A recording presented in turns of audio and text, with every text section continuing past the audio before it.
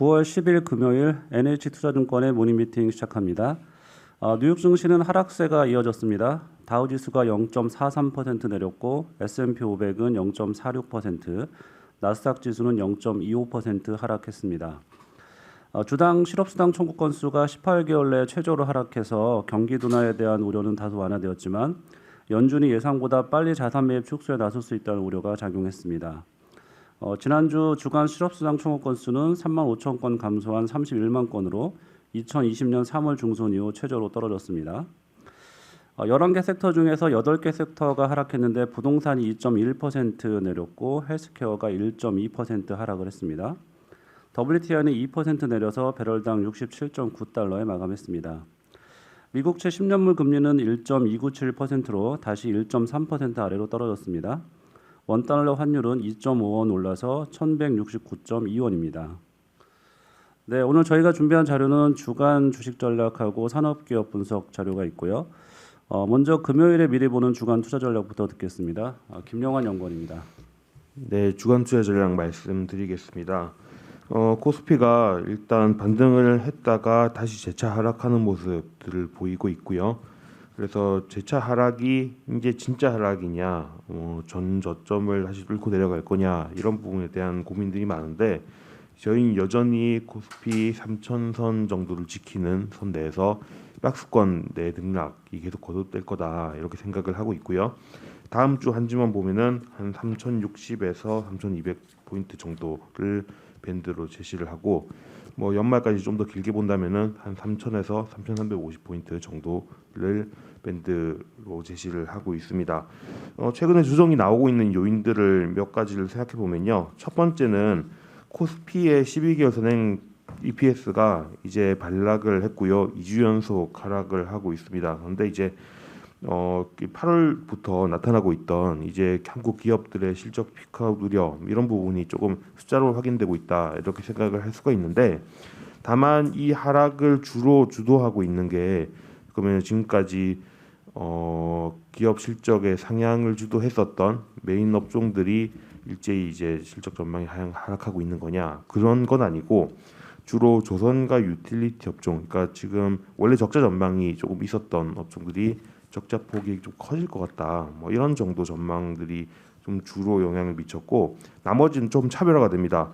반도체, 헬스케어, 증권, 소프트웨어 업종 실적 전망치는 조금 하향이 됐고요. 반면에 철강, 건설, IT 하드웨어, 통신, 화장품, 의류, 은행 업종 실적 전망치는 소폭 상향이 됐습니다. 그래서 업종별로 여전히 엇갈리고 있는 부분이 맞는 것 같다. 이런 생각들이 듭니다.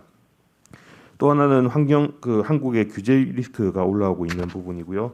금융 규제 부분도 있고 또 한편으로 이번 주에 올라온 거는 플랫폼 규제 이슈가 부각이 되고 있죠. 그래서 이거는 한국만의 문제는 아니고 미국이나 중국에서도 플랫폼 기업들에 대한 규제가 필요하다 이런 얘기들이 올라오고 있는 상황이라서 뭐 전 세계 공통적인 부분이라고 할 수는 있는데 한국 입장에서는 네이버 카카오 주가가 많이 올라갔던 만큼 그만큼 좀 조정을 많이 받는 요인이 작용을 하고 있는 것 같습니다.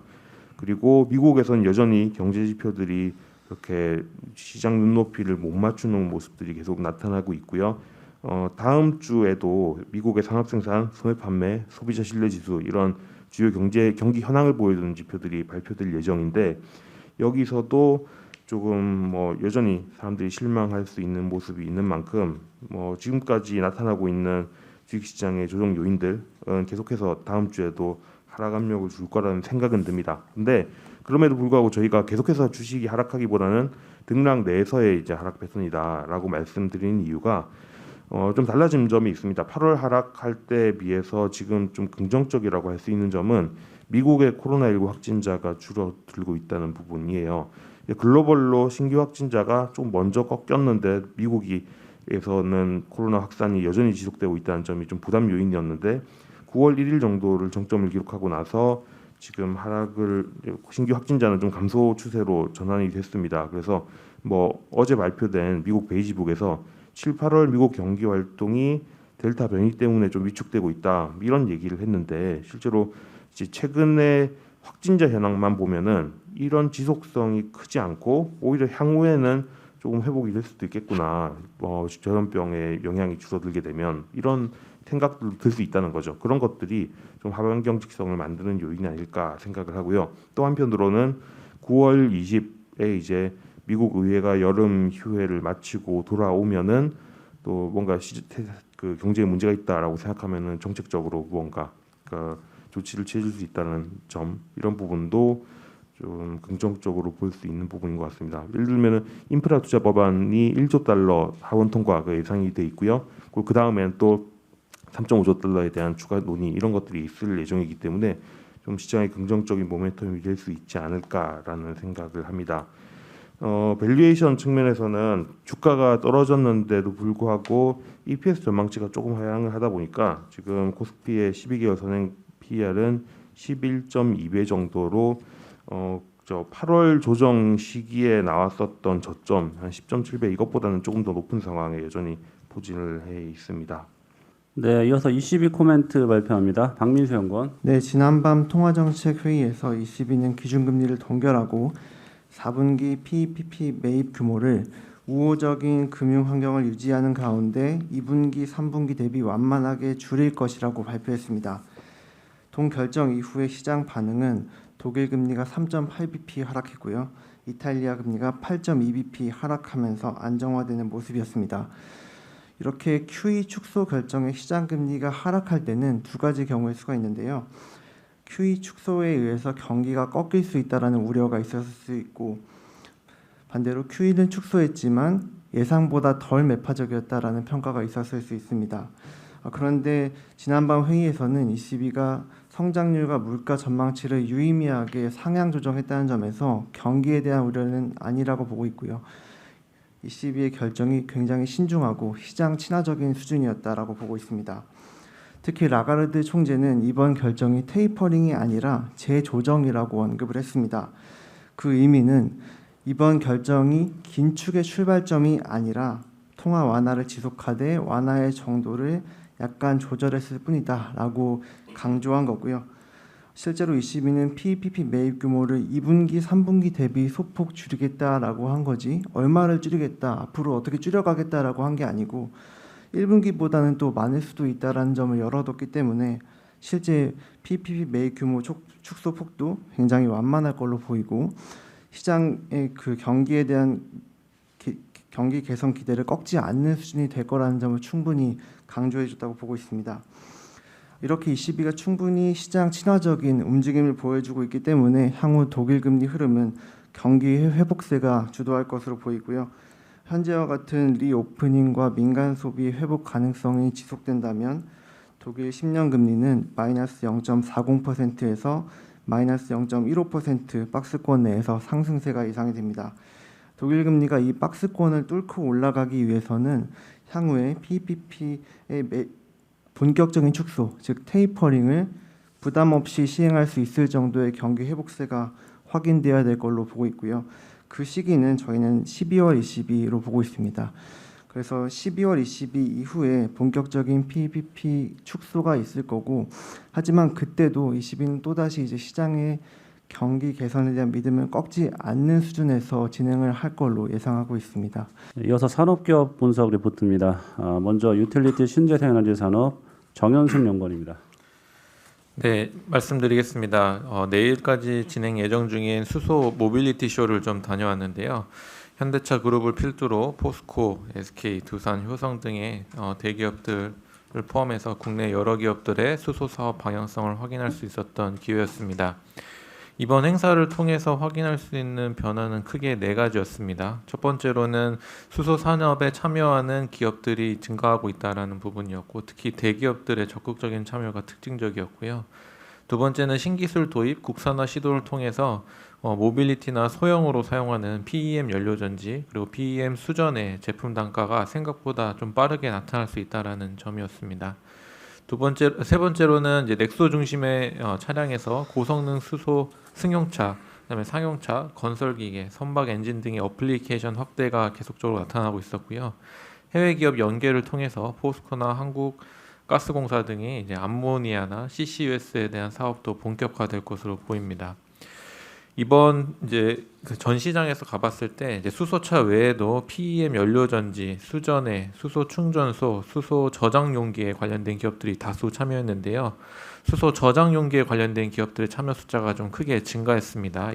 최근에 상장한 일진하이솔루스 외에도 코오롱이나 뭐 NK 등의 기업들이 다수 등장했고요. 여기에 전시는 돼 있지 않았지만 뭐 한화솔루션이나 롯데케미칼 같은 기업들도 계속적으로 참여하고 있어서 저장 용기에 대한 경쟁 강도 강화 그리고 이에 따른 가격 하락이 계속될 것으로 보고 있습니다.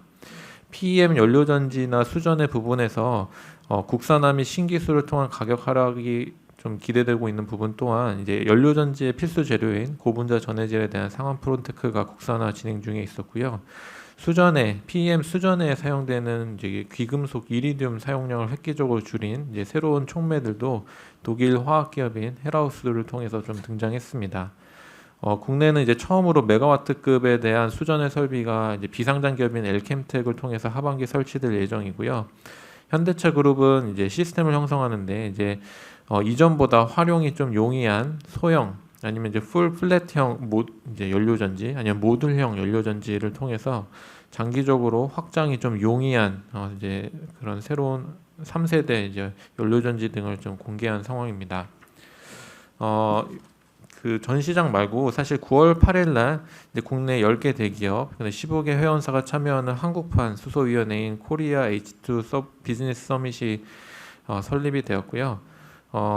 이제 이번 이 협의체가 이제 매년 상반기에 전 세계 투자자를 대상으로 정기 인베스터 데이를 개최할 예정이라서 이번 행사가 단발적 행사가 아님을 좀 보여줬다라고 생각하고 있습니다. 결론적으로 수소 밸류체인 전반적으로 참여 기업이 늘어나면서 생각보다 제품 가격이 좀 빠르게 나타날 수 있을 거라고 보고 있고요.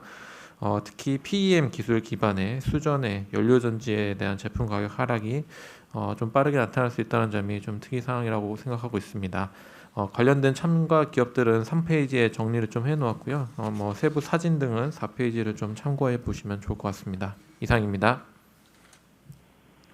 되게 쉽지는 않겠지만 저희가 좀 주목해볼 만한 뭐 업체가 좀 보이던가요? 주식 투자 관점에서요. 일단 지금 전반적인 PEM 연료전지를 주도하고 있는 기업은 일단 국내에서는 현대 모비스니까요. 네, 이쪽이 앞으로 어플리케이션 계속 확장될 수 있고 제품 가격과 이제 원가도 빠르게 좀 낮아질 수 있지 않을까 이런 생각이 첫 번째로 들었고, 두 번째로는 이제 저장 용기 쪽에서 이제 새로운 기업들이 계속 등장할 수 있겠다라는 생각이 들었고요. 이제 제일 중요한 것 중에 하나가 이 연료전지에 들어가는 뭐 고분자 전해질에 대한 국산화 이슈 뭐 이런 부분들이 중요할 거로 보고 있기 때문에 국산화를 진행하고 있는 뭐 상하 프론테크나 코오롱 인더스트리 같은 기업들도 장기적으로는 주목받을 수 있겠다라고 생각했고, 마지막으로 수소 충전소가 계속적으로 늘어날 거기 때문에 이 건설 사업을 운영하고 있는 효성중공업 이런 기업들도 좀 주목해서 봐야 된다라고 생각하고 있습니다. 네, 혹시 수소 생산과 관련된 그런 좀 분야에서는 어떤 좀 움직임이 있는지. 이게 사실 이번에 수소 모빌리티 플러스 쇼라는 명칭이어서 사실 그 어떤 뭐 대형 수소 생산 이쪽 파트에 관련된 기업들은 크게 참여하지는 않았고요. 그래도 이제 전체 대규모 사업 또 자본 투자가 많이 용이한 이제 포스코나 이제 한국가스공사, 한국전력, SK 이런 기업들이 이제 참여를 했는데 일단은 수소 생산에 대해서는 아직 큰 이제 뭐 이렇게 새로운 혁신적인 부분 이런 부분들은 아직 나오지는 않았고, 앞으로 이러한 사업을 하겠다라는 정도의 방향성을 좀 보여준 그런 행사였다라고 생각하고 있습니다.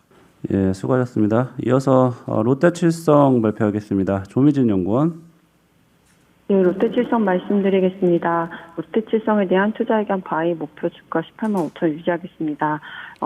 올해 이익 증가세가 눈에 띄게 나타나면서 롯데칠성에 대해 코로나 수혜주라는 인식이 있는 것 같습니다. 그러나 작년 기억해 보시면 경쟁사 대비 음료나 주류 부문에서 모두 실적이 언더퍼폼하는 모습을 보였었고요. 하지만 올해는 반전을 일으키고 있는데요. 이는 단순히 기저효과가 아닌 기초 체력의 변화로 보고 있습니다. 내부 조직 개편 진행했고요. 또 비용 효율화도 진행했습니다. 여기에 제로 탄산이나 와인 같은 이제 소비자 트렌드 변화에 맞춘 제품 다각화를 위해 지속 노력하고 있습니다. 이러한 노력은 계속 실적에 영향을 줄 베이스 요인이라고 좀 생각하고 있고요. 내년에는 아직 코로나19 이전인 2019년 수준을 회복하지 못한 음료 B2B 채널, 그리고 작년에 이어 올해도 사회적 거리두기 영향을 받고 있는 소주 부분의 회복을 기대하고 있습니다. 맥주 부분은 경쟁 심화 지속되고 있지만 수제 맥주의 경우는 경쟁 심화 속 제조하는 동사에게는 좀 수혜로 작용할 것이라고 좀 보고 있고요.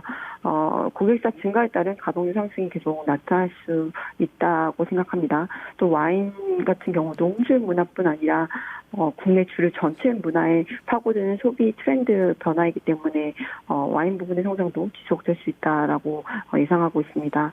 3분기 실적 같은 경우도 올해 무더위 때문에 이제 고마진 탄산과 생수 판매 호조가 나타나고 있고요. 이를 기반으로 음료 부분의 두 자릿수 성장과 이익 증가가 예상됩니다. 또 주류 부분도 일반 맥주, 수제 맥주, 위탁 생산, 와인을 기반으로 전년 대비 실적 개선에 이어질 전망입니다. 이상입니다. 예, 이어서 ESR 캔달 스퀘어 리츠입니다. 이민재 연구원. 예, ESR 캔달 스퀘어 리츠는 국내 최초 물류 전문 리츠로 12개 물류센터 보유하고 있습니다. 자리치 7개, 그다음에 수익증권 형태로 5개를 보유하고 있고요. 장부가액 기준으로 1.5조 원 정도 되는 규모입니다. 이게 전부 다 현대 설비들을 갖추고 있기 때문에 그레이드 A로 분류가 되면서 대부분 이커머스 업체들이 이제 임차인으로 있는 상태입니다. 근데 뭐 해당 시장 이제 성장하는 것들 감안했을 때 물류센터 가치라던가 임대료 상승 계속적으로 좀 이뤄질 걸로 보고 있고요. 사실 가장 큰 강점 중에 하나는 이제 스폰서인 ESR 캔달 스퀘어 그룹 자체가 이제 대규모 물류센터 개발 계속 하고 있고 그거에 대한 소유권 이전을 리츠에 이제 진행을 하면서 신규 자산 편입을 계속적으로 늘릴 예정입니다. 지난 6월에 안성 물류센터 이어서 용인도 신규 편입을 했고요. 이런 편입들이 이루어지면은 총 장부가액 2.5조로 증가할 걸로 보고 있습니다. 아무래도 이제 보유자산 30% 초과할 경우에는 인가 요건 자체가 좀 이제 복잡해질 수 있다라는 건데 뭐 이런 것들을 이제 계속적으로 좀 딜 규모가 증가하거나 뭐 처리할 수 있는 물량들이 늘어나면은 좀 용이해질 수 있는 것들 뭐 계속 좀 좋게 보고 있고요. 그다음에 캔달 스퀘어 그룹 자체 갖고 있는 어떤 물건도 계속 좀 편입될 수 있다라는 것들도 긍정적인 부분이라고 보고 있습니다. 올해 DPS 기준으로 배당 수익률 5.7% 정도 예상하고 있습니다. 이상입니다. 네, 이어서 우리금융지주입니다. 정준섭 연구원입니다. 네, 어제 예금보험공사가 우리금융지주 지분 매각을 공고했습니다. 이제 2019년에 예보가 이제 우리금융지주 이제 갖고 있는 지분을 전부 다 팔겠다라고 이제 로드맵 발표했는데 어제 매각 공고는 거기에 따른 일환이다라고 보고 있습니다. 지금 예보가 갖고 있는 우리금융지주 지분은 15.13%고요. 그 중에서 10%를 희망수량 경쟁입찰 방식으로 매각을 하겠다라는 겁니다. 이번에 이제 지분 취득을 통해서 4% 이상 지분이 생긴 투자자는 이제 우리금융지주 사회이사 추천권까지 부여받게 되고요. 이번 매각으로 인해서 이제 단기적으로는 이제 우리금융지주 주가에 약간은 좀 수급적 부담이 있을 수 있겠다 보고 있습니다. 아무래도 이제 잠재적인 매수 수요를 좀 흡수를 하는 그런 것들이 나올 거고요. 또 이제 지분이 10%나 되기 때문에 영향이 좀 있을 것 같습니다. 일정이 마무리되는 11월까지는 약간 수급적인 부담은 좀 계속 발생하지 않을까 보고 있고요. 하지만 그 이유를 놓고 보면은 오히려 좀 긍정적이다라고 보고 있습니다. 크게 세 가지고요. 첫 번째는 오버행 이슈 소멸입니다. 사실 우리금융지주가 다른 금융지주 대비해서 이제 주가에 디스카운트가 발생했던 이유가 예보가 언젠간 지분을 팔지 않겠느냐라는 오버행 이슈가 있었는데 이번 일만 이제 마무리가 되면은 거기에 따른 리스크는 좀 소멸이 된다라고 보고 있습니다. 그리고 지금은 이제 예보가 최대 주주라서 이제 사실상 민간 기업이지만 공적 기관이나 마찬가지였었는데 이번에 이제 제대로 민영화가 되면은 좀 우리금융지주도 경영에 있어서 보폭이 좀 넓어지지 않겠나라고 보고 있습니다. 세 번째는 이제 수급적인 여건도 개선이 됩니다.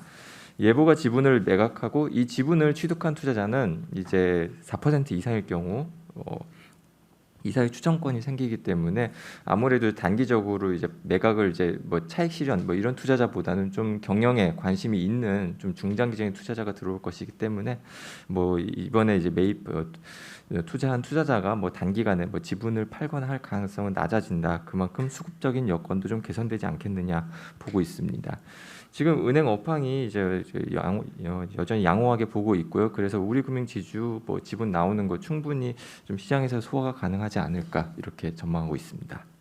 네, 이상으로 모닝미팅 마칩니다.